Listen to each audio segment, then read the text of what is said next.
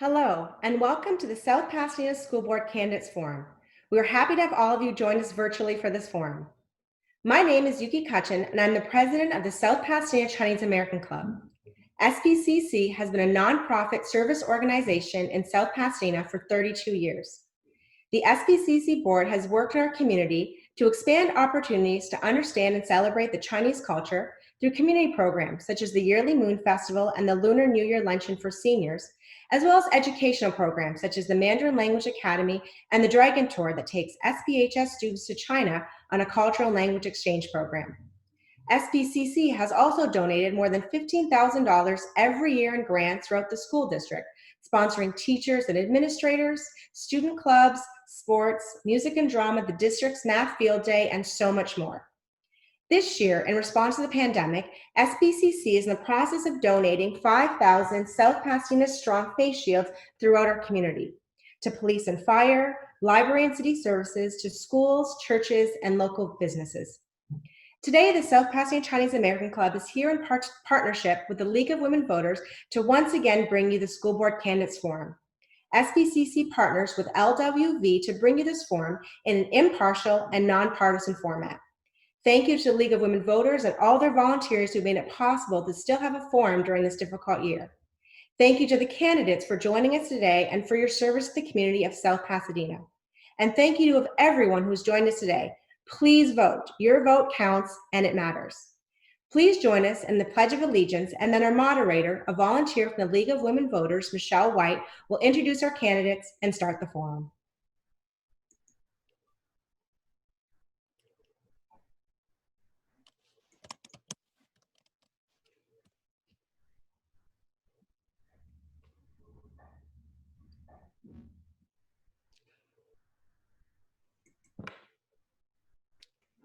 I pledge allegiance to the flag of the United States of America and to the republic for which it stands, one nation, under God, indivisible, with liberty and justice for all.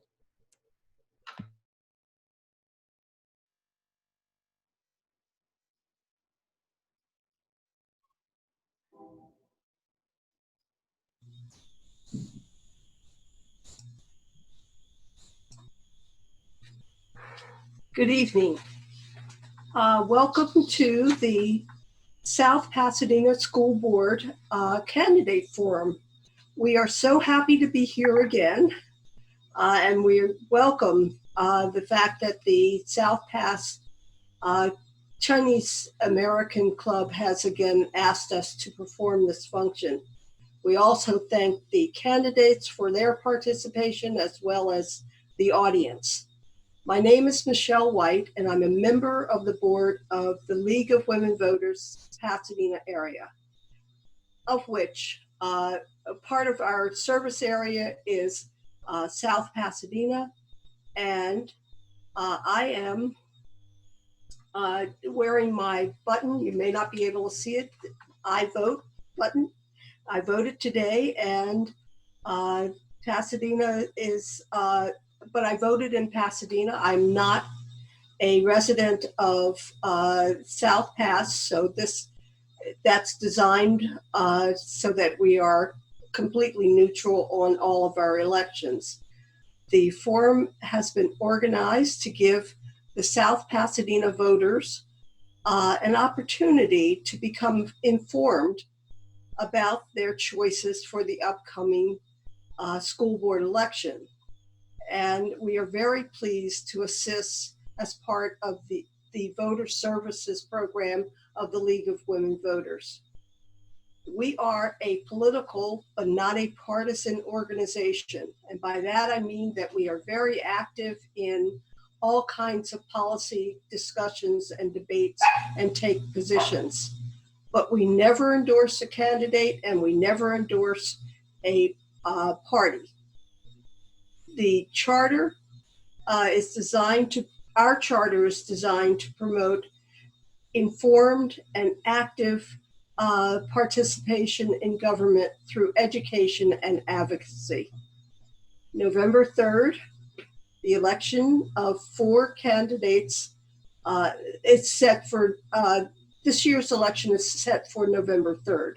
There are 4 candidates for 2 positions, and this will be a term of 4 years. Before we begin, I'd like to introduce the rest of the team. Maureen Johnston is our timekeeper. Maureen, if you will show the various paddles, we have a 1 minute, a 30-second, and a stop paddle. And when we get to the point of stop, all of the candidates are asked to conclude their remarks immediately. And let me also explain that each candidate will have 2 minutes as an opening statement and to set forth their background and the reasons for their candidacy. They'll be speaking in the following order: Dr. Susie Abidjan, Eric Gamel, Patricia Martinez Miller, and Alan Reynolds. The timekeeper will keep the candidates informed of how much time they have remaining, and the candidates will be answering questions in the order that I said.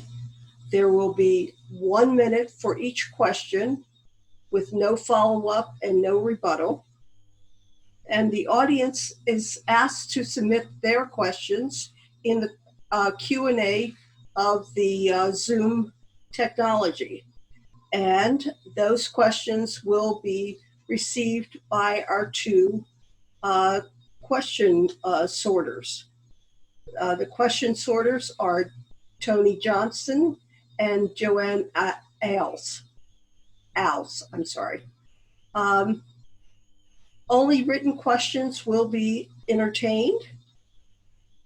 They will be directed to all of the candidates. There may be a question that's directed only to one candidate, but all the other candidates may answer it in turn. Like I said, there will be no rebuttals, and there will be, if there are several questions on one subject or similar questions, we may well just group those and ask one question. The questions must pertain to this election, not the federal election, not the city elections, but the school board election.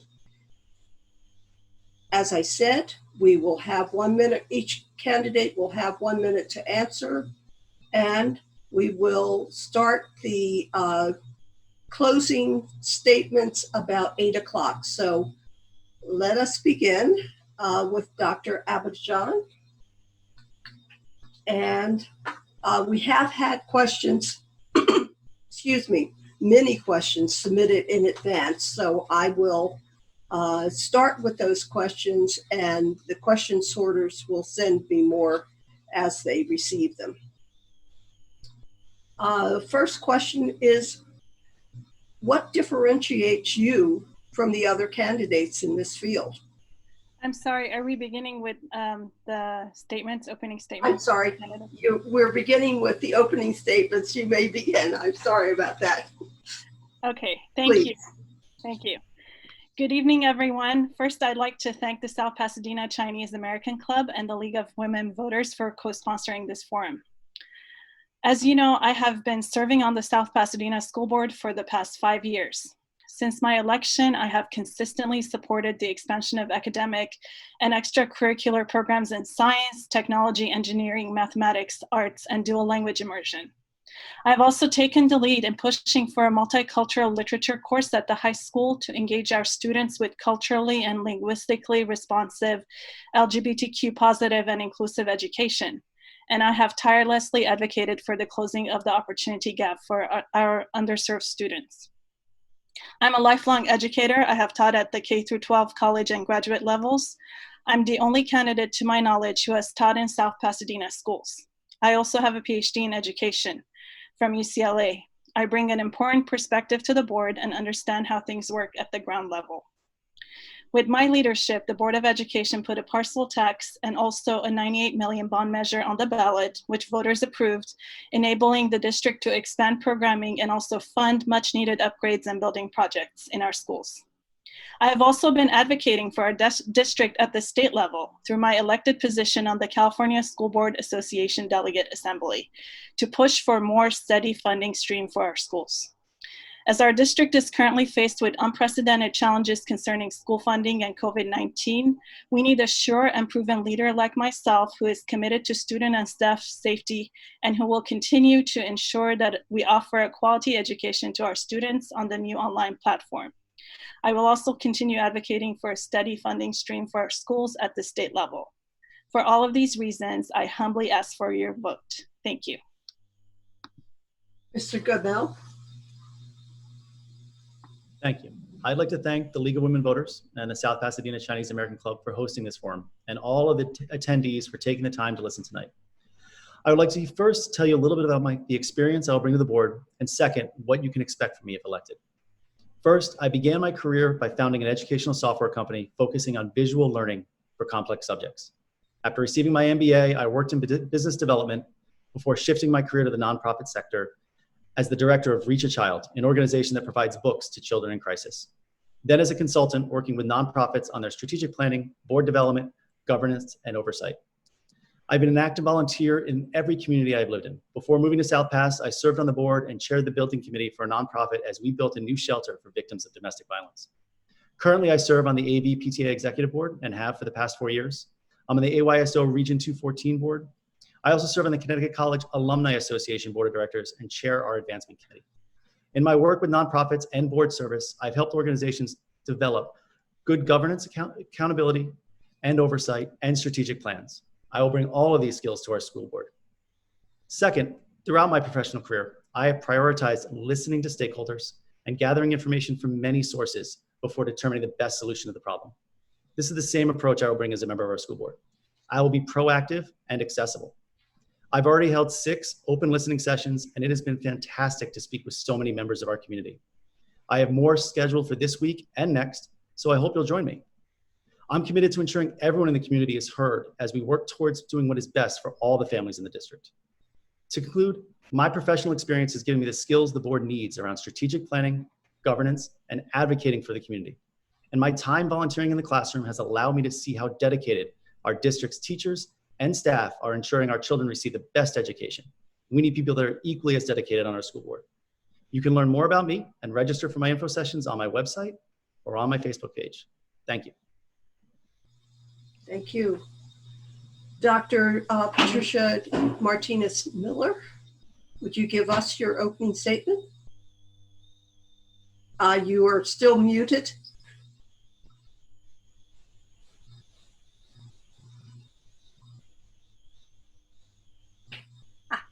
There you go. Thank you for that. I too would like to start with a thank you to the League of Women Voters and to the South Pasadena Chinese American Club. It's a service to all of us that you help us be well prepared to vote for this really important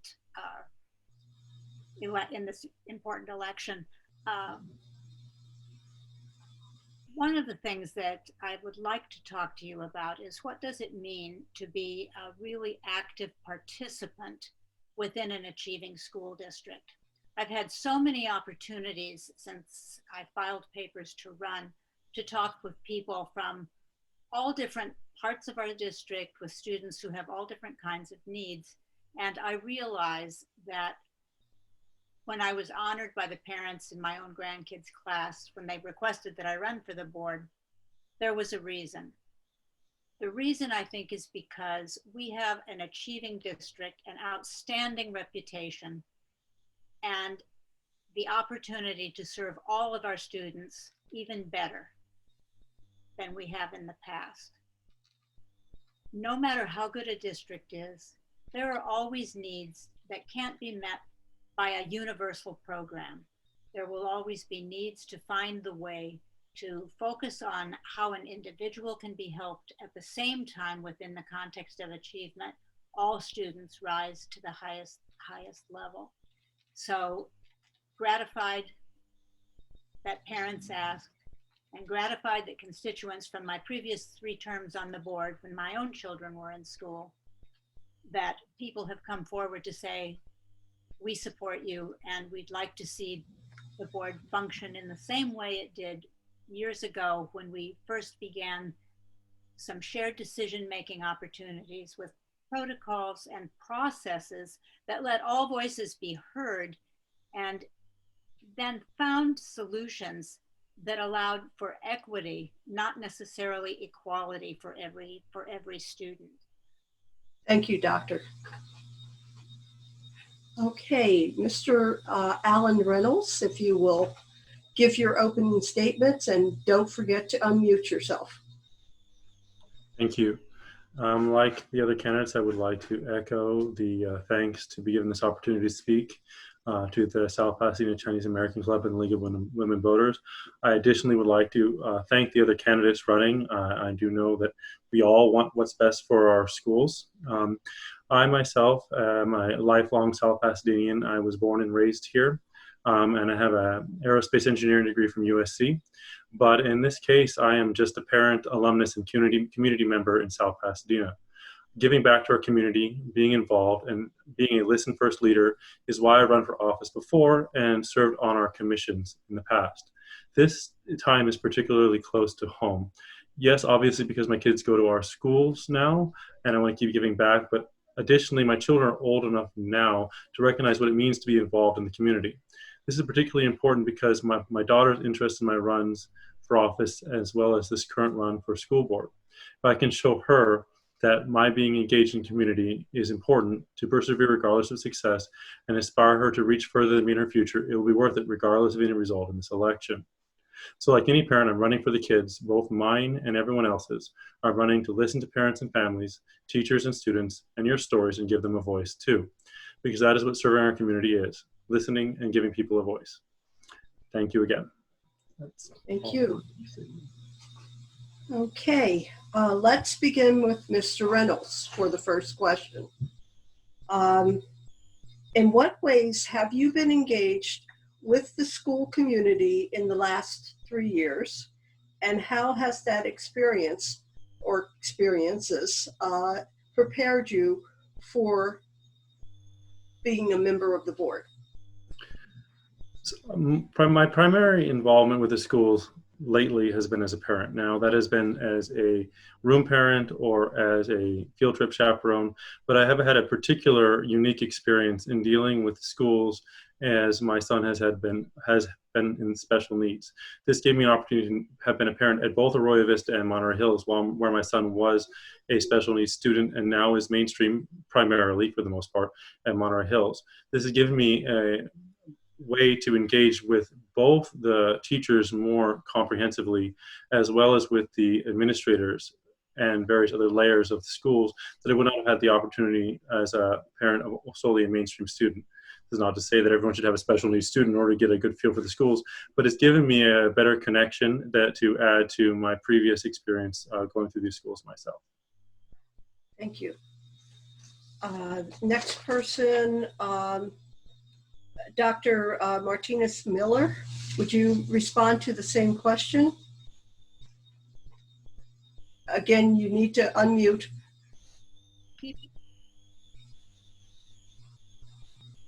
You're still muted. What's happening? There. Am I good now? You're good. Oh, okay. So, My most recent experience has been with supporting my 3 grandchildren here in South Pasadena schools who are doing distance learning. It's been an exciting education for me to get to see just how well prepared our teachers have been in order to make the presentation of material and to make things as much like a regular classroom as they can. And also to sense what some of the real difficulties are for families and children, as a well-planned program and process has left us still with many, many needs. In addition to that, over the last few years, I've been tutoring some high school students who have entered the district with very limited English. And that too has been in education. I've been very impressed by the quality of second language acquisition and by the depth of understanding that students are required to produce, and also see some areas that we could make really supportive changes to help teachers and students. Thank you. Mr. Gabel? Thank you. As a parent of a first and fourth grader at Arroyo Vista, I have been a dedicated classroom volunteer since my eldest was in the pre-K program there. As I said, for the last 4 years, I've served on the AB PTA Executive Board, the most recent last 3 as the VP of Wish Night. So really working with the students to get extra materials into their classrooms. I was the school site liaison from Arroyo Vista for the Measure SP to help that bond issue pass, as well as worked on the renewal of the parcel tax most recently. I have been actively involved in our schools ever since the first day my daughter stepped on campus, and continue to be. And really seeing what our teachers need and what our students need and what our families need has kept me connected. Thank you. Thank you. And Doctor, you're the last.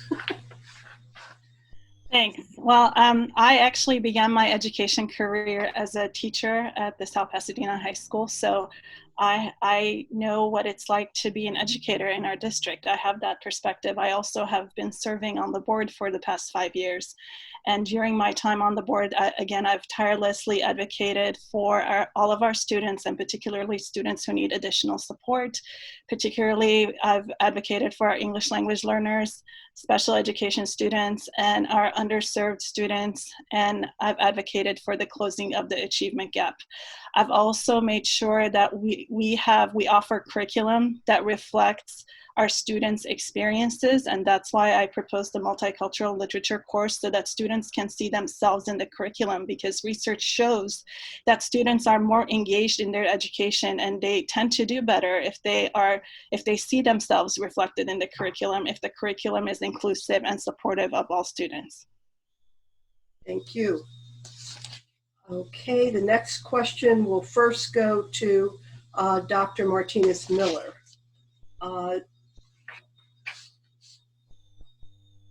These are kind of all over the place.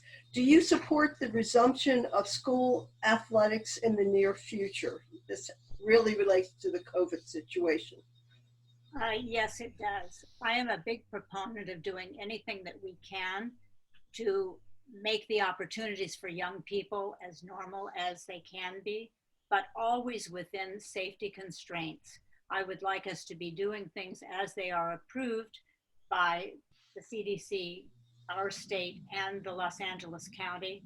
And I would like us to be supportive of students when they cannot have all of the things that they would want to have, because it simply wouldn't be safe. Thank you. You were very quick. Mr. Gamel? Yes, sorry, Gamal, yes.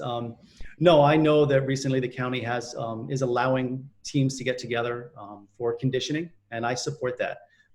As part of the AYSO Region 214 board, I sat on the subcommittee to figure out how we can offer programming and do it safely and under county guidelines. That programming, those skill sessions just began tonight. And I am proud to say that we were able to figure it out and make it work so that our kids can get out there and see their friends and also get some exercise and enjoy some time away from a screen and amongst their peers. So yes, I would support that. Thank you. Dr. Abijan? Thank you. I'd like to echo Dr. Martinez-Miller's answers and Mr. Gamel's answers. I completely agree that our students need more interaction. They need to be outside. They need to interact with their peers. But I also want it to be done in a safe manner. So I'm a huge advocate for putting safety first, and also for considering what the CDC recommends and also what the state and the county recommends, and really going by the science of how we can stay safe in the age of COVID. So I'm definitely in support of offering these programs in a safe manner. Okay, and Mr. Reynolds? So for me, particularly within this district, I was an athlete in this district. I ran track and cross country for our high school and was the track captain for 2 years and the cross country captain for 2 years. So I understand what a big part of our school experience it is to be on our athletic teams, both socially as well as in an athletic sense.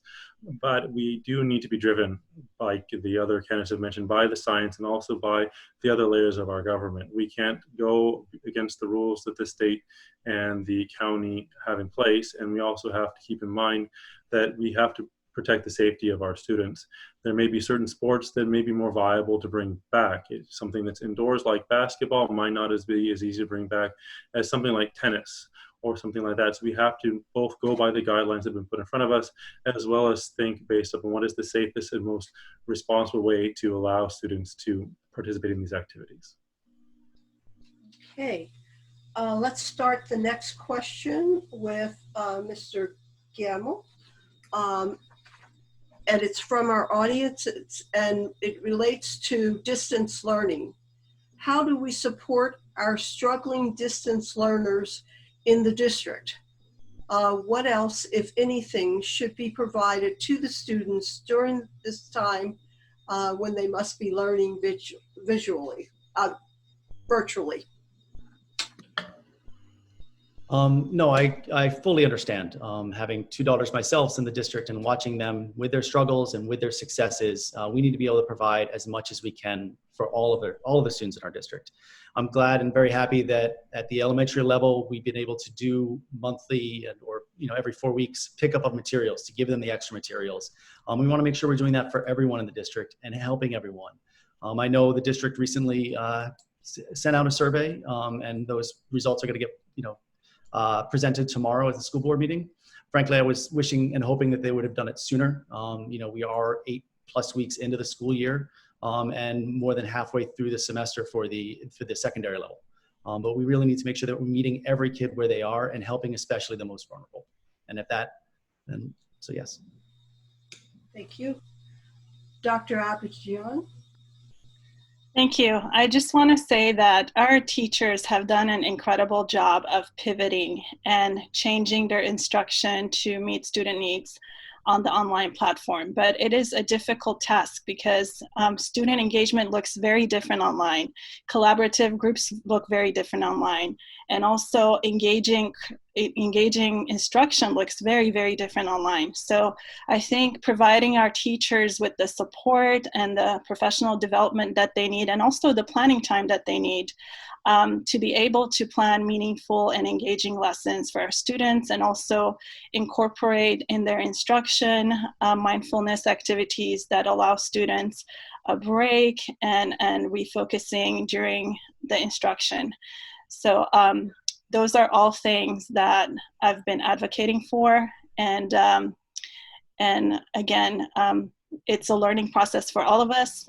So I know that we are going to continue to learn new ways of engaging students. Thank you. Thank you. And I believe it's Mr. Reynolds' turn. Thank you. Something I've noticed very much, even within our own household, with a third grader and a fourth grader, is that they have a very different response to the distance learning. My daughter in fourth grade will sit down and crank out everything, no problem. My son has needed us to add in additional support, which has been available for him to essentially have more synchronous learning. At different levels of our schools, there have been pushes to add in wellness time or wellness days or things like that. And I think that it's something that is very well known by our school administrators and our teachers, as well as our school board, that every student is different. And finding its best way to get as much surveys and get as much interaction, get as much input from parents for each individual student to be able to adapt as we can within our resources to help each individual student succeed will be the most important way to do it. We have to be dynamic and engaging for a variety of responses. Thank you. Dr. Martinez-Miller, would you answer the same question? Yes. I want to really congratulate the district on the tremendous quality of what is offered now as compared to what we had to do when this whole thing started in March of last year. There has been like 200% improvement. and it's outstanding in the way it's being presented compared to some of the other districts that I've worked with. The one thing that I think might be very helpful, however, would be, first of all, for parents who are supervising the instruction, if we could have a better idea of how students are doing in the moment, perhaps some simple way of communicating with parents to know not only has my student turned in the work, but he's making quality progress, needs to be real time in order not to lose time while we're doing the distance learning. Additionally, if there could be more ways to vary the day for students who have that need, because as Alan has said, not all kids are the same. Thank you. Okay, we're back to Dr. Abidjan. And the question, excuse me, is, are you in support of continuing dual immersion Spanish in the middle school? And would you, this related, would you consider expanding the immersion program to provide Spanish, French, or Mandarin for those students in both the middle and high school levels? I'm a strong proponent of dual language immersion. I think that it is important for our students to learn a second language, and starting at a young age. I myself was in a dual language program when I was in elementary school, so I know the value of that, and I am in support of expanding our dual language immersion offerings. Of course, we are faced with budgetary constraints, especially with the reductions in budget, but if it's something that the community wants, then we can make adjustments and we can expand programming in the areas that the community sees fit. But I am definitely a strong supporter of dual language immersion. Thank you. And Mr. Reynolds? Thank you. Definitely agree with what Dr. Abidjan said, that it has been a good program to have. I know particularly where the elementary schools, different elementary schools have different programs. I do think it would both be good to try to expand it at the elementary school levels across the schools, as well as continue it into the middle school and high school levels. Of course, resources come into play, and we have to adequately balance where we're going to put them. But if it is something there is support within the community, and if there are a significant number of students that would benefit from it, is definitely something we have to look into. But I think it needs to go beyond just the middle school or level expansion. It needs to expand within all three elementary schools in order for it to be more accessible when they get to the middle school or high school level. Otherwise, a student from Monterey Hills will have a different ability to join the program versus a student from Arroyo Vista or Marengo. Thank you. Dr. Martinez-Miller? Well, I am absolutely in support of the dual immersion, and really proud of our district for making it happen. It's not easy to do in a small school district, and they have managed to make it work. I absolutely hope that we are able to frame a creative way of addressing dual immersion at the middle school level. I think one of the things that I bring to the task here is knowledge and understanding of multi-language learning from my PhD in Spanish language and literature through all of my experiences teaching in the credentialing program for our bilingual teachers in multiple languages. And I know that there are ways that don't involve more money and other things that we can do to both expand the program at the elementary level, continue it in the middle school and high school, and ultimately add some other world language opportunities. So for students who could not be accommodated in dual immersion, to offer an opportunity for them also to expand their world language experiences. It just takes creativity. Thank you. Maureen, if you could center the paddles right in front of your face, it just will make it easier to be seen. Thank you. That's a good place. Okay. Mr. Gamel. Yes, I am a proponent of the dual immersion program. I think it's a fantastic program for the district. As someone who is trilingual and spent my junior high school living abroad and studying abroad, I see the value in language education. And expanding it into the middle school is something that I would have hoped that the school district and the board would have been looking at as soon as it was deemed viable. As soon as the program was deemed viable 4 or 5 years ago when we started it. And I want to make sure it is expanded. But it has to be done in an equitable way. So it's equitable for those that are in the program and those students that are not in the program.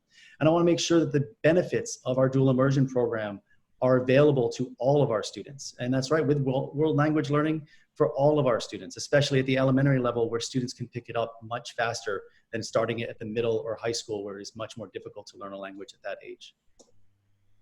Thank you. Mr. Reynolds, we'll go to you next. The question is, how would you honor Ruth Bader Ginsburg's legacy of creating opportunities for girls?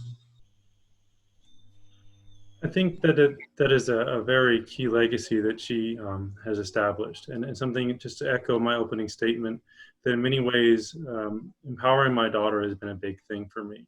And this has also been something that's been important for us as a family, as I've supported my wife in her own additional advanced education. Making sure that within our school district, we have equitable offerings for both girls and boys at all levels, that we don't have a gender bias as to what is offered, and that this is both in STEM as well as athletics and any art space or anything across the board. We have to make sure that it is equitable and not biased, even unconsciously. Oftentimes we have a situation where people have grown up with certain expectations and certain views that skews how things are. We have to make sure from the earliest level that we advance the concept that girls have the ability to do everything that boys can do from the youngest level. That starts from, TK up through senior and high school. Thank you. Dr. Martinez-Miller, what's your answer to that? Well, first of all, I would certainly embrace everything that Alan has said. I would also like to see us do some very specific things that help girls achieve when they're in mixed classrooms. We know just from a lot of research that very often the expectations of the teacher and sometimes even the parents get in the way of how we invite students into the kinds of things that girls can be very good at if supported. We often have a lot of young women, for example, who buy into the idea that they're not good at math when it isn't about being good.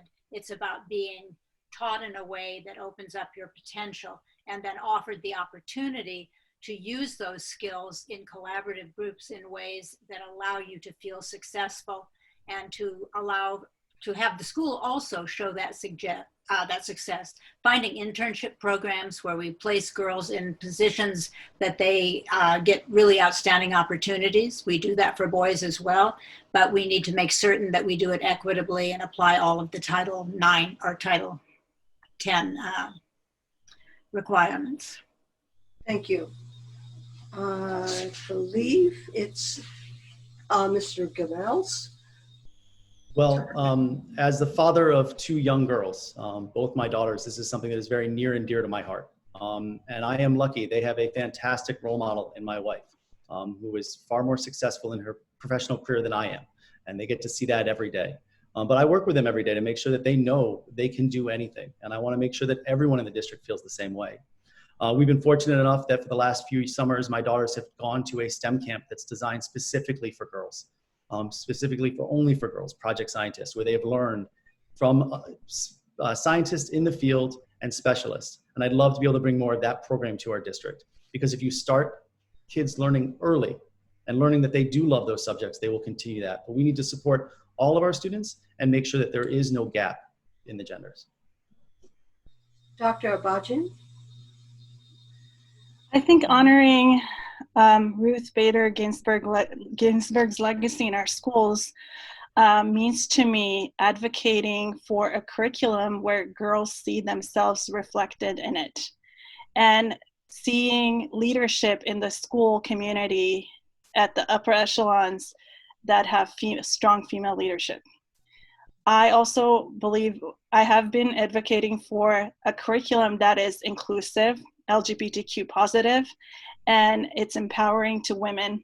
I've also partnered with students who want to bring their involvement in Planned Parenthood and Young Advocates program into our campuses. I think that's really important considering Ruth Bader Ginsburg's legacy.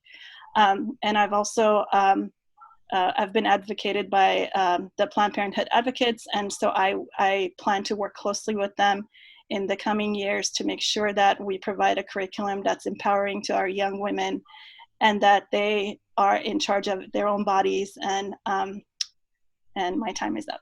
Thank you. Okay, thank you. They've asked me to announce to the audience that if you have a question, that you should enter it into the Q&A. Otherwise, they should lower their hands, because we're only taking written questions, and the other questions will just not be acknowledged at this point. Thank you. Okay, who are we starting with? Dr. Martinez-Miller, do you believe that civics education should be taught at each level of school, from grade school through high school? And if so, what guidance do you think the board should give to make sure this kind of education is in fact occurring? Well, first of all, I absolutely agree that it should be taught at every grade level. Perhaps the greatest guidance we have is that our education code and the curriculum that we are required to offer provides for that at every grade level. If the question is motivated by perhaps people not seeing it exhibited when kids come home or out in the real world, then perhaps we need to do something systemically to make it more evident and more active. I know from watching my own distance learning students that they've been recently engaged in student council, and that they've been considering our national elections from the point of view of understanding how the system works. And that's an important part of civics education. I would really be interested to know from people how they sense civic education is going for our students at every grade level, because there are always things we can do to build up its importance and give more opportunities for action to our students. Thank you. Mr. Grandma? Yes, obviously civics education is important, and it's important to start at an early age so that all of our kids understand how our government works and what their role is in our government. Currently, 60% of us, the eligible voters, vote in our elections at most, and that is something we want to change. And in order to change that, we need to start teaching our kids young. We need to start in our high school registering our older students and our seniors and making sure they're ready to be a part of the process, and make sure they understand that their vote matters. And if they've been learning about that from the beginning, they'll understand when they graduate, they will be good citizens and ready to be participants in our elections and in our government. Thank you. Dr. Abadjian? Dr. Abadjian. Abadjian. Okay. I think that civics education is so important, starting from elementary school all the way to high school, and that's something that we do provide in our classrooms, in our district, in our schools, through not only student council, but also encouraging our students to do projects where they advocate for causes that they believe in. So for example, I was in one of our elementary schools last year where students presented their case on eliminating the use of plastic bottles, and they had done their research. They made a long presentation in front of their peers, and I was present as well. So they were advocating that we eliminate plastic use in our district. So civic engagement looks different in different classrooms, but I think that part of it is advocating for the causes that our students believe in, and us as leadership listening to what they are proposing. Thank you. Thank you. Let's see, Mr. Reynolds. Hi, so thank you. I would think that the children and grandchildren and soon to be older children in Dr. Abadjian's case of the four of us here have children who are probably already getting a strong view of civics in addition to what they're getting in school. But I have noted that from very early on in our elementary schools, there has been a civics education. And I do recall from my own experience that we had civics education in high school. But the idea is to take that to the next level, to take what is an education in a book or raw, we have the judicial branch, the executive branch, the legislative branch, and find out how that applies, how you can be involved in other ways. Similarly to what Dr. Bajian mentioned versus about certain specific issues, civic engagement goes a little bit beyond just civics education. You have to take it out of the book and apply it within the community, and it kind of encourage people to take the next steps. I would think that Eric's children, Dr. Bajian's children, and Dr. Patricia Martinez-Miller's children and grandchildren would have that involvement kind of instilled in them. The idea is to bring that to all the students within the district. Thank you. Okay. The next question will first be answered by Mr. Gamel. The question is, what do you believe that the ratio of school counselors to students should be in your schools?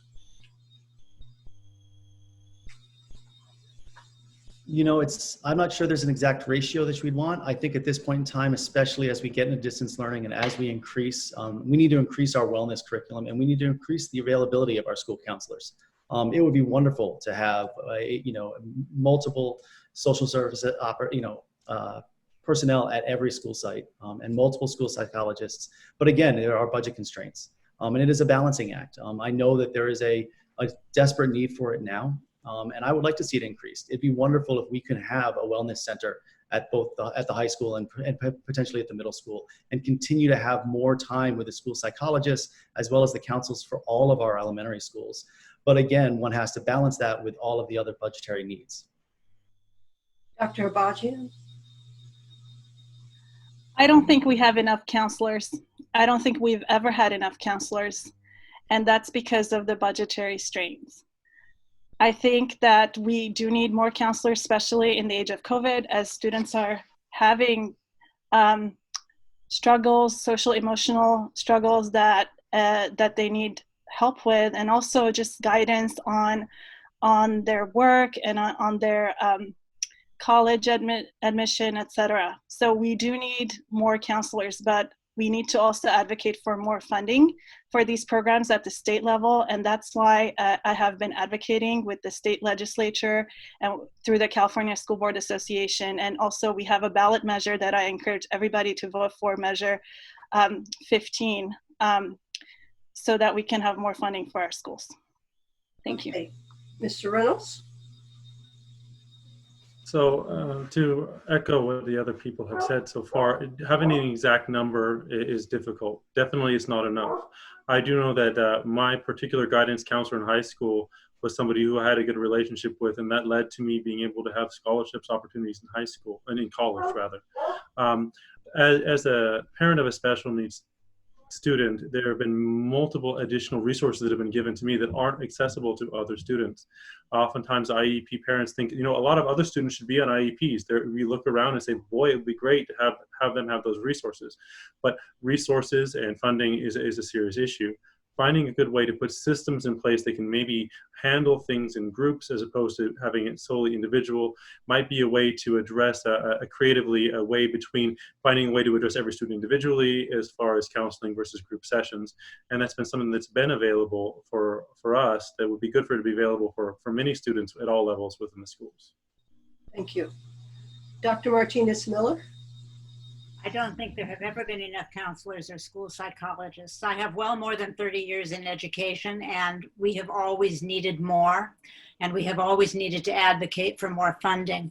One of the things that I think is especially important, though, is to determine what it is that we believe the counselors and school psychologists would be doing if, in fact, we had more of them, and find ways that when we identify a need, it can be met in a way that doesn't necessarily demand a counselor or a school psychologist, which are specifically credentialed programs.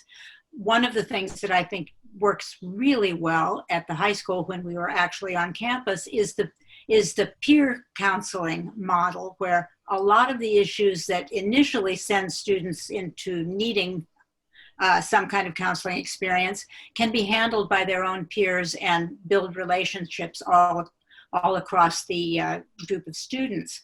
I think we need to find more ways to do that. What are we doing to support students at getting into college that doesn't necessarily require a college counselor, for example? And my time is up. I have about 10 more ideas, but not the time. Thank you.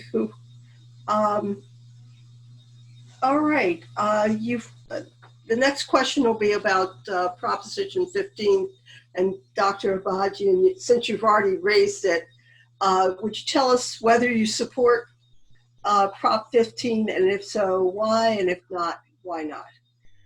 I fully support Prop 15 because it revises Prop 13 that was put in place in the 70s. And Prop 13 was meant to protect seniors from being displaced from their homes. But what happened was that corporations began taking advantage of Prop 13 and not paying their fair share of taxes. So what Prop 15 does is reverses some of that and enables us to have a more steady funding stream for our schools. Now, in this age, our funding depends on state revenues, so it's a very volatile funding stream. But if we pass Prop 15, that will ensure some stability in school funding, and I strongly advocate that our community members support Prop 15. Thank you. Thank you. Mr. Reynolds?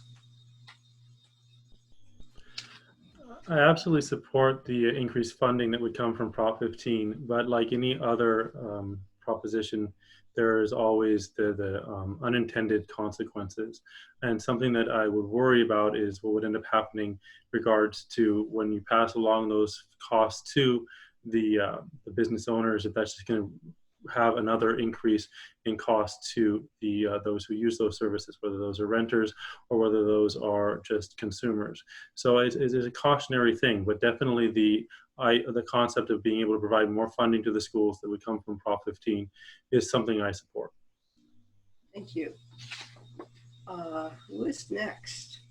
Dr. Martinez Miller, do you support 15? You're muted. Always. I support the intent of it. I worry a little that whenever a proposition does something that legislation ought to be handling, the devil is in the details, and we will likely find any vote that is in favor of the proposition in court for quite a while, and then we will discover that how it funds education probably isn't exactly what we expected. So I fully support the increased funding stream for the schools and what it does, but I realize that it is not going to be the answer to school funding down the line. We're still going to need to do many more things to change the way that South Pasadena in particular, as a low wealth school district, receives less money per child than all of our neighboring districts, for example. Have to keep working on those things and not depend on one proposition to make all the difference. Mr. Gurel? Yes, I do support passing Prop 15. It does close a loophole that was created when Prop 13 passed. When Prop 13 passed to protect residential properties and residential property owners, they did not create a split roll, which allowed commercial property owners to reap this benefit for far too long. And you're right. It is, what is nice is there are safeguards in the prop. Properties owners own less than $3 million in property are excluded. It is phased in over a number of years, which will hopefully mitigate some of the negative impacts the pandemic has had on businesses so that they will not be hit with that increase when they are hurting. But our schools, all of our schools, but especially the South Pass, needs that guaranteed flow of income and that guaranteed revenue stream. We need to be creative about creating new ones, but this is just one that we can use to help plug holes, as well as increase funding, as we talked about, to have more counselors, to increase our athletics and our arts and our electives. Without it, we won't be able to do many of those things. Thank you. Thank you. Mr. Reynolds, we'll take you first on this one. The question is, what do you believe the role of the board should be in addressing concerns that parents may have concerning particular teachers who seem problematic?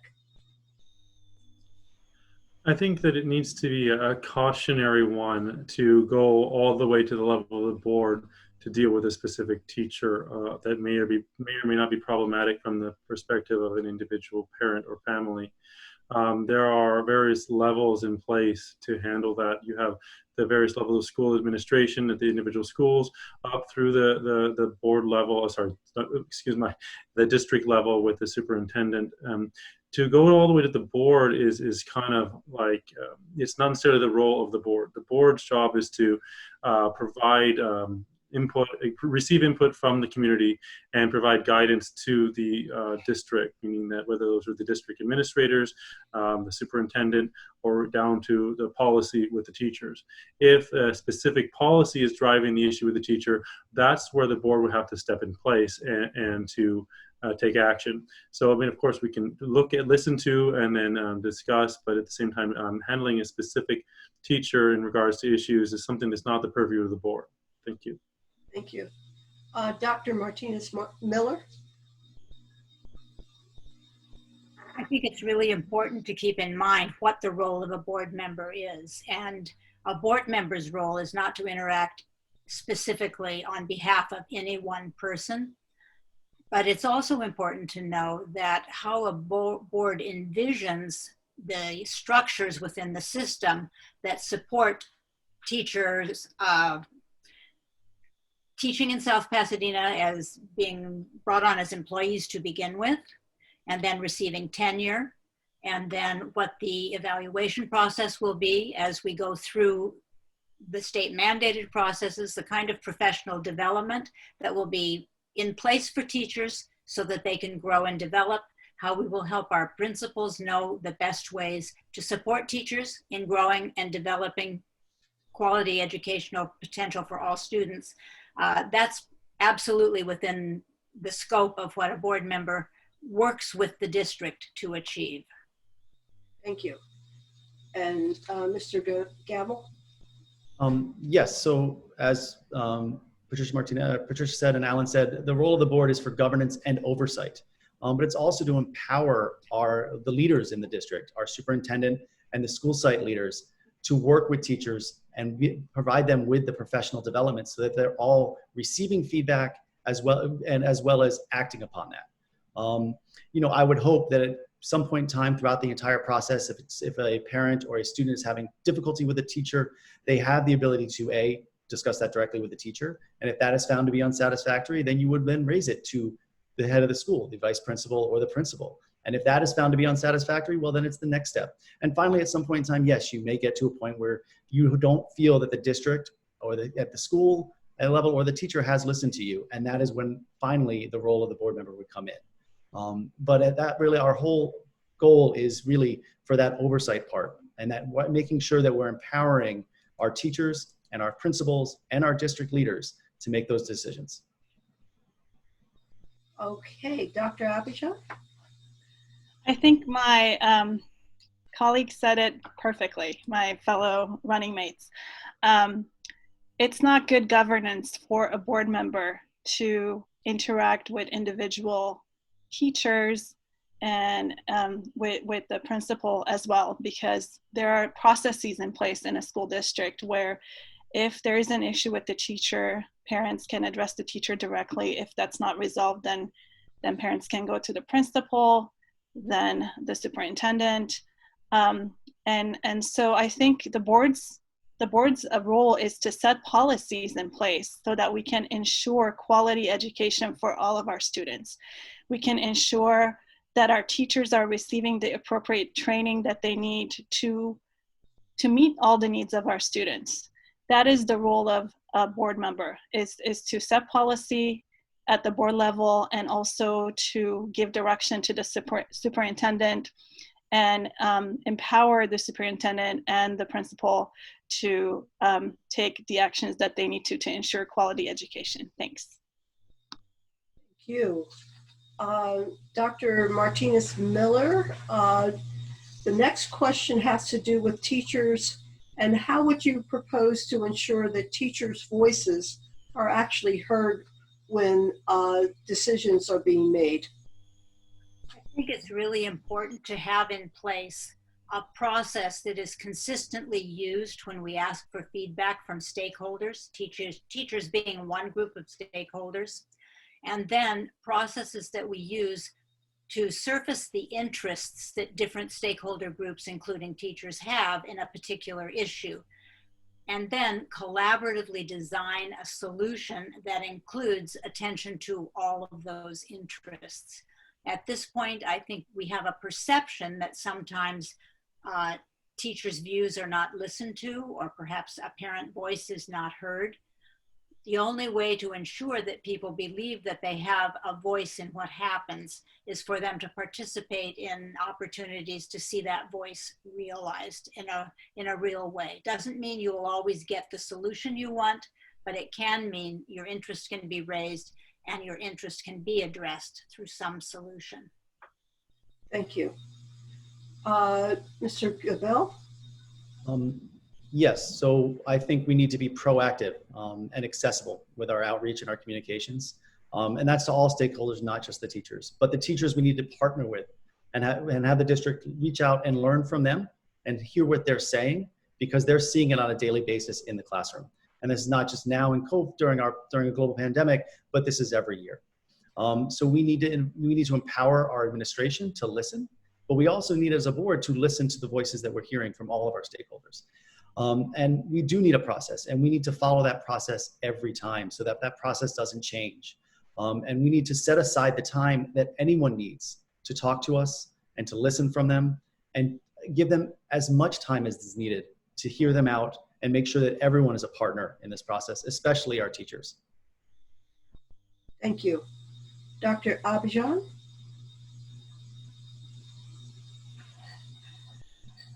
I think that the board needs to be responsive. Board members need to be responsive to all of their constituents, including their labor partners, including the teachers union. And I think that to ensure that, yes, there are processes in which the teachers do communicate their concerns to the school district, whether it's through the bargaining team. It's important to build relationships with the union and with the union membership to enable for a more open communication. And as I am endorsed by the teachers union, I have made a concerted effort to make sure that our teachers' voices are heard, that the board does see things from an educator's perspective, and also from parents' perspective and other community members' perspectives. And so I think that it's all about relationships, building the relationships with all of our constituents. Thank you. Okay, and Mr. Reynolds, last to be heard on this question. Thank you.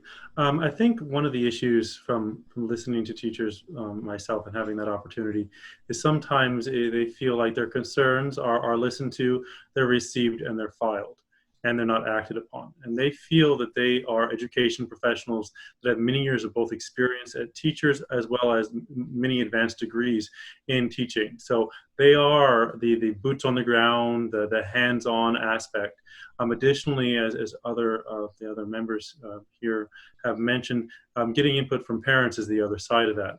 There is, of course, the added aspect of the district employs the teachers. So you have to find systems to gain input and make sure that the input is not just received and put to the side, but find ways to make sure that the individuals, in this case the teachers, feel like that input is being acted upon. If it's not being acted upon, we need to provide a reason why that wasn't taken. Give it, not just move forward and just neglect it. And so finding ways to enhance that interactivity is definitely something that needs to be done. Okay, I'll take a question from the audience at this time. And it'll first go to Mr. Gamel. What actions, this relates to equity, what actions will you take up to ensure that that the school board backs up the resolution to support Black and underserved students that was passed this summer with policy, practices, and curricula? And would you support an anti-bias education at the elementary school level? Well, yes, certainly we need to act upon the recommendations. I think we need to look for increased diversity, equity, and inclusion curriculum and expand that from our high school down to our middle and elementary schools. I take my own experience, for example, with talking with my wife about our daughters and about what books they're reading and making sure that we're more inclusive with the authors. When I think back to my education, I read the quote unquote classics, and there was not a lot of diversity in authors in those classics. And want to make sure they're learning that from every level, at the beginning in kindergarten and everything that they're learning, again, because we want to make them good citizens. We want to make sure they understand the world they live in, and that world has racial bias, and we want to teach them against how to think against that. And it was again, that we need that diversity, equity, and inclusion throughout the district and continue. Thank you. Okay, Dr. Abajian. I am in support of anti-bias training for our teachers as well as students. I was the one to push for the resolution to honor the work of Black Lives Matter. I think that, and I actually followed up with insisting that we have a task force to look into how we can look at our schooling practices and evaluate schooling practices that exclude our students of color. And I know that our students, our underserved students and students of color experience trauma on a daily basis in the form of microaggressions. And also representation is really important in the curriculum, and that's why I've pushed for the multicultural literature course at the high school level, but I also do want to expand the curriculum at the elementary and middle school levels to meet our students and to make sure that they see themselves reflected in the curriculum, and that our teachers know how to have meaningful conversations about race, racism, and white privilege. I think that that is very important. Thank you. Mr. Reynolds. Yes, I definitely support the resolution and the push for more equity among our Black, ethnic, and underserved students. But I do think it is very key to start that early. If we go in at the high school level solely, then it's that we have to educate not just the students at that level. We need to make sure we're educating teachers as well as hopefully families as we learn more about how some unacknowledged systematic issues have been put in place. It's not as simple as to say, yes, we need to change when we get to high school. Those changes and that knowledge needs to be put in place from the beginning, whether it's through literature that's more inclusive, whether it's through resources that are there to support those that are underserved. Oftentimes those with the loudest voice are those that are from a different ethnic background or different affluence. I know personally, my father would come in and complain if he had a problem, but other people with other backgrounds wouldn't necessarily take that step. We need to make sure those resources are known and put in place for everyone to come and gain the resources that are available to everybody as we push for more. Thank you. Okay, and Dr. Martinez-Miller, your answer? Of course, I agree with all of the things about curriculum instruction and training said by all of my fellow candidates. But I would say that we actually already have a measure that we should be paying attention to. We know by looking at the results of the education of our students in South Pasadena that our underserved students trail behind in test scores, grade point average, and many other things. We should be addressing that at every single meeting that the board holds. We should be looking at who is succeeding. We should be looking at what we've put in place to help more people succeed. And we should be watching a trajectory of value added for every single student in our school from the time they enter in kindergarten until they go off to college. We have the potential to do that now. That we are not doing it should not continue. Okay, let's pursue this. Dr. Abajian, let's see, special education is a hot button issue in regards to remote learning. How would you plan on budgeting for direct supports appropriate to the needs of all students and their families, special education students and their families? Absolutely. I think that the online education educational platform has definitely contributed to the achievement gap of our special education students. It is very difficult for our special education students to receive services that are exclusively online. And that's why I do support phased in-person instruction for our highest need students, special education students. And also I believe that and I have advocated for open communication with special needs parents. And it also takes advocacy for special education funding at the state level, because we want to meet all the needs of our special education students, but we need more funding from the state to meet all of the ways that we should be helping our special education students. And that's what I intend to do in my second term. Thank you. Mr. Reynolds, same question.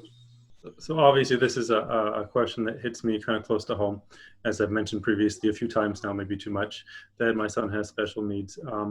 One thing I've noticed is that building a relationship between the parents and the teachers is of key importance to the special needs and the students on IEPs, and making sure that the parents know that they can come and ask for more, and making sure that there is that relationship dynamic. Yes, it's very, very difficult to put things in place right now, but I know that sometimes if you ask for it and you're proactive, but at the same time, we need to make sure that parents know that you have to ask for it. And special needs parents are much better at that than sometimes the non-special needs parents. But we have to take the resources that we have and apply them as best as possible. Every special needs student is different, like every other student, and so it's kind of going to have to be an interactive system in order to find the best solution for each individual student. So whether that is finding ways to get them back in person here and there in order to get that services, or more online services that is synchronous. Thank you. Dr. Martinez-Miller?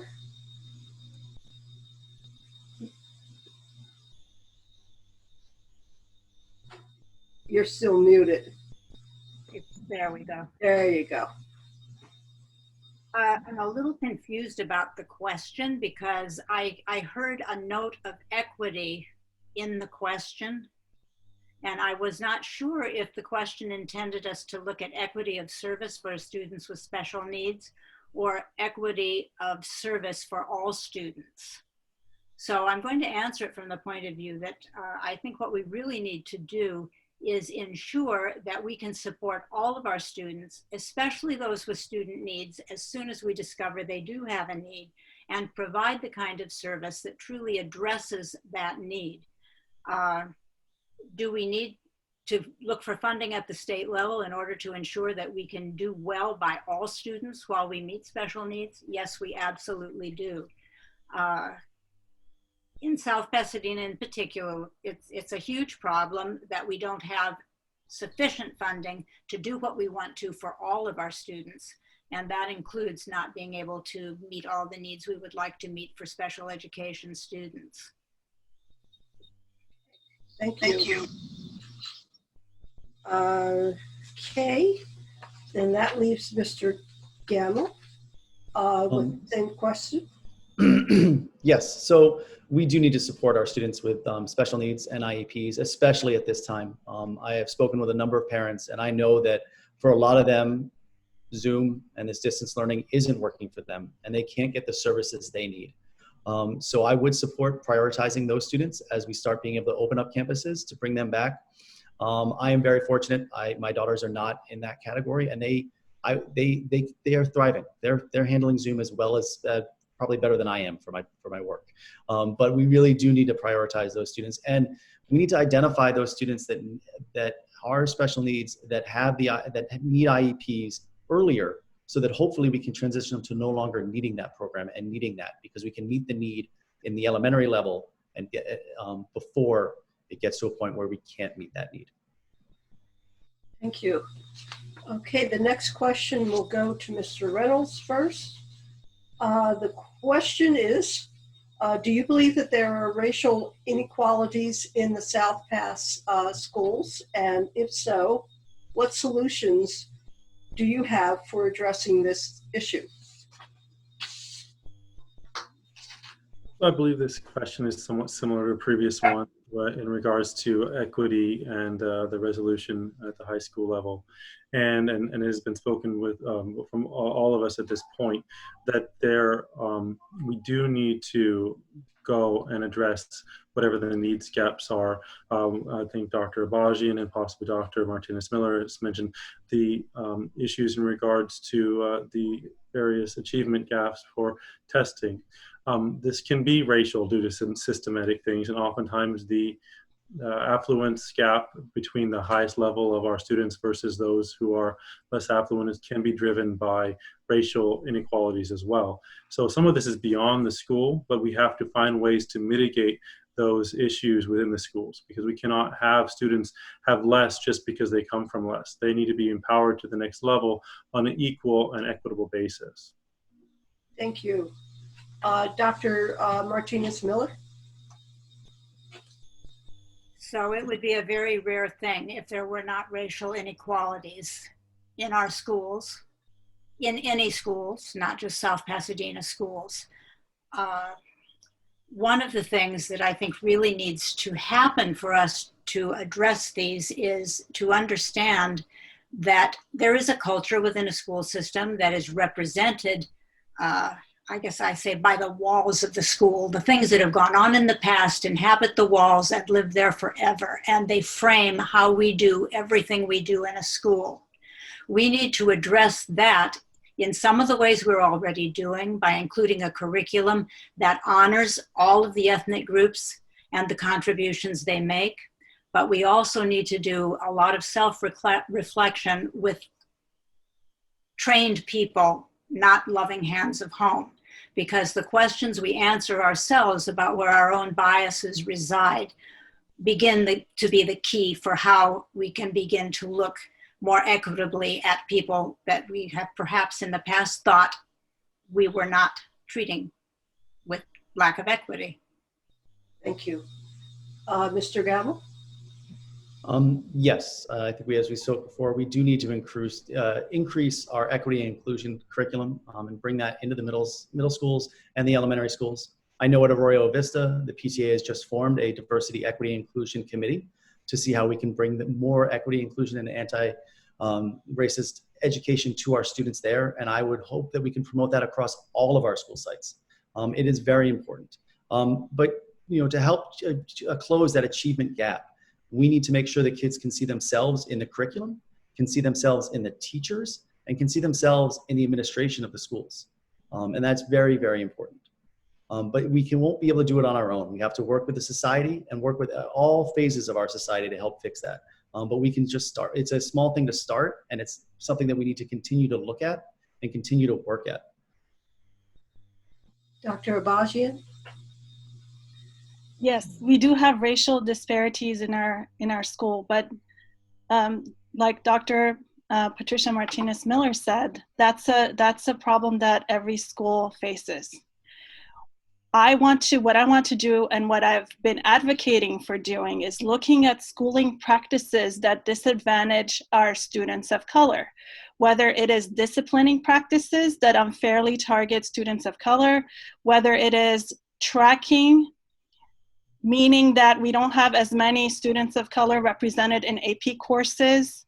I think those are all schooling practices that we need to look closely into, and that's something that I've been advocating the entire time I've been on the school board.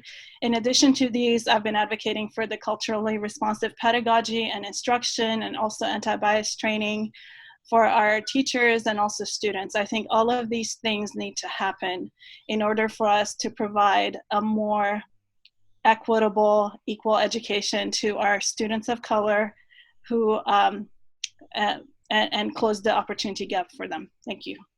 Thank you. We'll start with Dr. Martinez Miller for the next question. And it is, do you support vouchers for charter and private schools? No, I don't. Okay. I can go further with it. I believe that the concept of vouchers has become very politicized at this point, And I don't really want to advocate something that further takes away energy and funding from people who are clearly engaged in public education, or we wouldn't be here tonight. And I think the voucher question takes us way off base when we're thinking about what would be good. Very often a voucher is used to try to get something better for one kid than exists for all kids. And we really need to address the need to make our schools function as the best schools possible for all of the students who come to us. And Mr. Gabel? No, I would not support a voucher system for private schools and charter schools. We just spent 2 or 3 questions talking about the achievement gap, and such a system would only increase that achievement gap, and would only help those that were fortunate enough to receive any vouchers and be detrimental across the board for the rest of the district. We need to preserve all of our funding sources in order to provide for every student in the district and all the families. And without that, by instituting such a program, we would not be able to do that. Thank you. Dr. Abby-John? I'm in agreement with Mr. Gamble and Dr. Martinez-Miller. I do not support voucher programs or charter schools because they are funded by public monies and they do not have public oversight.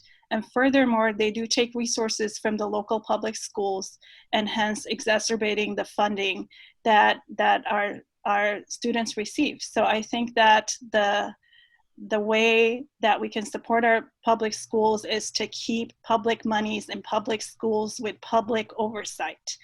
That is very important. Thank you. And Mr. Reynolds? I don't really think that vouchers and charter schools is a question that really fits in with the idea of the Public School Oversight Board for the Unified School District. I understand this is an issue that's very important to some people, but that's definitely something to be handled at in a different location, politically speaking. Obviously, from a standpoint of our South Pasadena public schools, we want to keep the funding here. We feel we have the high performing schools, we have nationally ranked schools.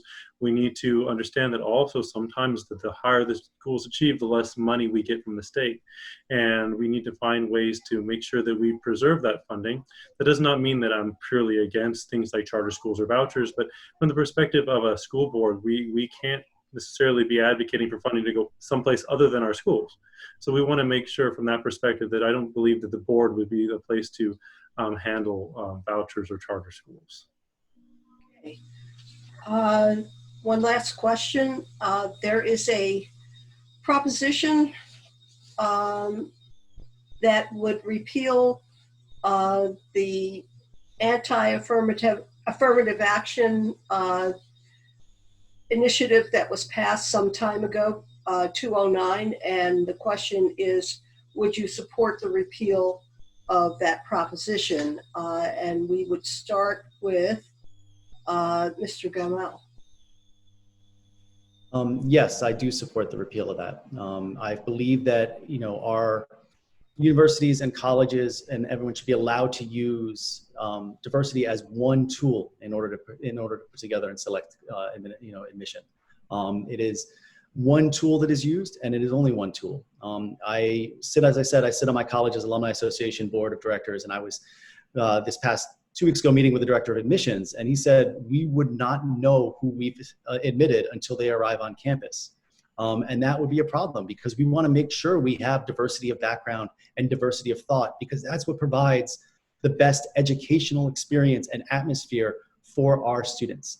And so if you cannot do that, you're not be able to provide that high level of education. You're not able to provide that diversity of background and thought. And that is detrimental to all of our students and our society at large. Thank you. Dr. Abby-John? I am in full support of affirmative action, and I do not support anything that is about repealing affirmative action, because we have to ensure that our students, that the student population at colleges and universities is diverse. It includes students from different backgrounds who perhaps have not had the same resources and funding in their communities, and yet they bring other funds of knowledge and experiences that enrich the education of all students on college campuses. And without that, we will not be able to offer our students the quality education at the higher educational level. Thank you. And Mr. Reynolds? So I believe the proposition is to repeal the anti-affirmative action. So generally speaking, I think, and it's been echoed multiple times by the other candidates here, that oftentimes we have our students that don't necessarily strive for certain higher level things because they don't see themselves portrayed in those roles. And I think there's oftentimes, I think we as a society somewhere along the way thought we'd done enough for affirmative action, and then we said, nope, we don't need to do that anymore. But we need to recognize that we still have a huge achievement gap if you look at it across the board.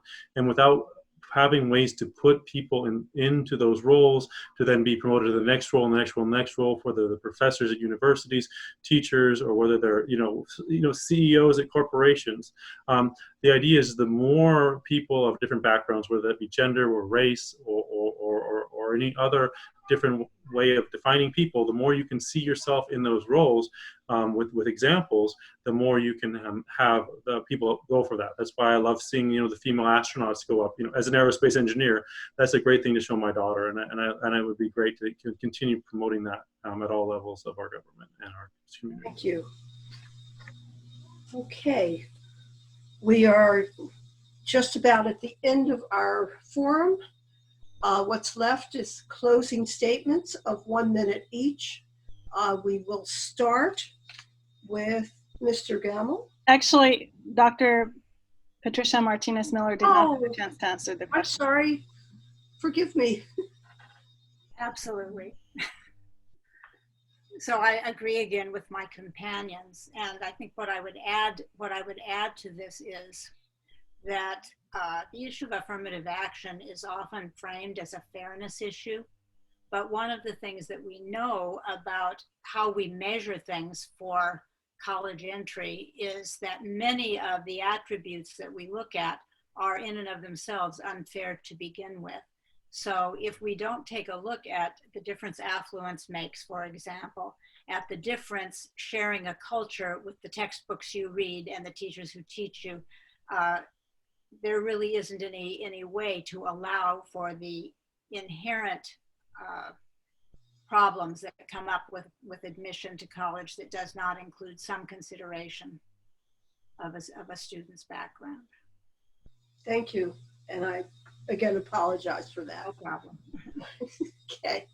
All right. We're at closing statements, and we'll start with Mr. Gamble. If you give us a closing statement of 1 minute, we'd appreciate it. Thank you. Thank you again to the League of Women Voters and the South Pasadena Chinese American Club for hosting this forum, and all of the attendees for taking time to listen tonight. As the father of 2 elementary students, I have a vested interest in ensuring our district rises to meet the challenges posed today and works for all families. I help nonprofits plan strategically, create accountability, and focus on governance and oversight. This uniquely prepares me to help our students in district meet the challenges and funding shortfalls that we will face. If elected, I'm committing to ensuring everyone in the community is heard as we work towards doing what is best for all families in the district. As I mentioned in the opening, I've already held 6 open listening sessions and have enjoyed all the conversations and learning more from members of our community. And I have more scheduled for this week and next, so please join me. I also promise to continue doing so regularly if elected. You can learn more about me and register for my info sessions on my website or the Facebook page. Thank you again for taking the time. Thank you for being involved and being part of the process. And I hope that I've earned your support tonight. Thank you. Dr. Martinez-Miller. My over 30 years of experience as a teacher, school principal, and then at UCLA as a director of faculty for an organization that was created to support the reform and restructuring of schools in Los Angeles Unified, has shown me that the skills that one needs to really put teeth in what one hopes for and plans for reside in how well we prepare ourselves to actually look at the data on a real-time basis, day by day. I'm a big believer in strategic planning, and if you go to our district website, you will find what is an outstanding strategic plan. I would like to put into that strategic plan some measures that we can have reported on at each one of our board meetings that show us how we are doing at making those dreams a reality. Our strategic plan needs to lead to creation of the vision that we have thought about, and I think we can do it. Thank you all for this time, and I also hope to receive your support. All right. And Mr. Reynolds? Thank you again to the South Pasadena Chinese American Club and the League of Women Voters, as well as to my fellow candidates here and the community who has been listening and who may listen to this recording later on. I believe I've mentioned, but I'm not an educator myself, but that can be a good thing because all I can do is listen to parents, to teachers, to staff, and to students. What I do as a person is to take various voices and inputs and find solutions. That's what I do in my vocation. As an engineer, I have a problem-solving mentality, and in my role as a manager, I work with people to find consensus using soft skills, emotional intelligence, and interactive leadership. I've served our community on our Parks and Recreation Commission and multiple terms on our Freeway and Transportation Commission, though not currently, and I grew up in South Pass. I attended Monterey Hills as the middle school and the high school, graduating in 2002. I've been a parent at multiple elementary schools, Royal Vista and Monterey Hills, with a special needs student, although currently both are now at Monterey Hills. And we must continue to striving to improve supporting all our children in our community to be a resource for the next generation of development. I would like to lastly close by encouraging people to continue donating to our PTAs and SPEF. The money will be better spent on our kids than on political campaigns. Our teachers in our schools need the direct support of our town. Thank you. Thank you. And Dr. Abidjan?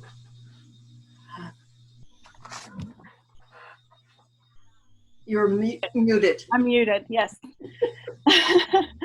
Okay, thank you again for hosting this forum. My extensive training and experience in the field of education and my successful leadership on the board for the past 5 years make me an ideal candidate for the school board during these challenging times. Throughout the past 5 years, I've tirelessly advocated for our students. I have forged relationships with our local county and state partners, which is not something that is attained overnight, but over time and through collaboration. And I am committed in my second term to ensuring the safety and social emotional well-being of our students and staff, making sure that the district is continuing to provide high quality education on the new online platform, and also advocating for a steady funding stream for our schools at the state level, and continuing to advocate for a culturally responsive and inclusive LGBTQ positive curriculum in all of our schools. For all of these reasons, I ask for your vote, and I encourage you to go to my website to find out more about me at www.susiebajian.com. Thank you very much. Thank you.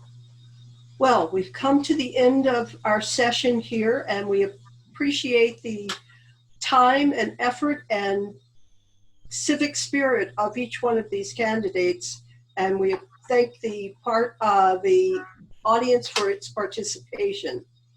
As we stated from the beginning, our mission at the League is to create an informed and engaged electorate. We've been doing this for 100 years, and we hope to do it for another 100 years. And as earlier noted, we have not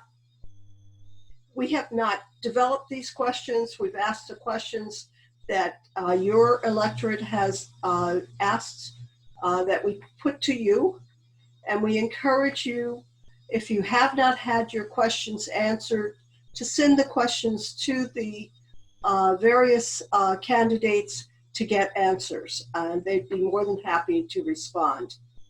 If you need more information about your voting or your status of voting, please go ahead and get onto www. Where is it? It's the the league site is www.lwv-pa.org, and you can get information on the pros and the cons of the various initiatives that have been on the state ballot. And if you are interested in your status, you can go on to the registertovote.ca.gov, and they will tell you exactly what your status is, and you can go ahead and register if you need to. We have, I guess we'll go on screen to show you the various things that you can link into, either through the league or through www.vote.org. And you can, once the screen comes up, you can use your phone to plug into the various emblems, and that will take you directly to the site. Then you can get information related to that.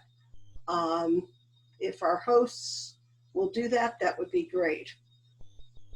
At any rate, we hope that we have succeeded in giving you the information you need to discern between the various candidates, and that you will now take on becoming involved in the work of voting.